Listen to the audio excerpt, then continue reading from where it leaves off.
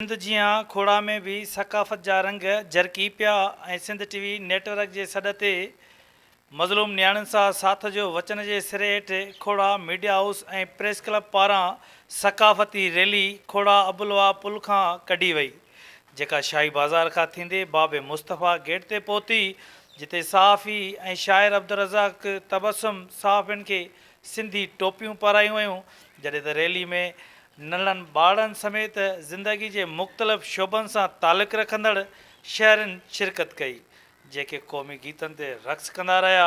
उन मौक़े ते सिंध टीवी न्यूज़ सां शरीक शहरनि ॻाल्हाईंदे चयो त सिंध खे सिर्फ़ु सकाफ़त ई मुतहद करे सघे, का बि अहिड़ी असां वटि अट्रैक्शन न आहे जेका असांखे मुतहद करे। सिंध उहा सदियुनि जी जेको आहे हिकिड़ी तहज़ीब सां गॾोगॾु तमदुन आहे ऐं उन सां गॾोगॾु हिकु तारीख़ आहे जेका वर्क पंहिंजा उथलाईंदी आहे। हीअ सचल जी सिंध आहे, हीअ कलंदर शहबाज़ जी सिंध आहे, हीअ भिटाई घोट जी सिंध आहे।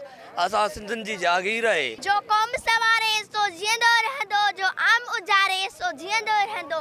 तक़दीर ऐं तहरीर ॾिनी मूंखे पक्का, जो सिंध सवारे सो जीअंदो रहंदो। कैमरामैन आफ़ताब रतड़ सां गॾु फयाज़ रतड़, सिंध टीवी न्यूज़, खोड़ा।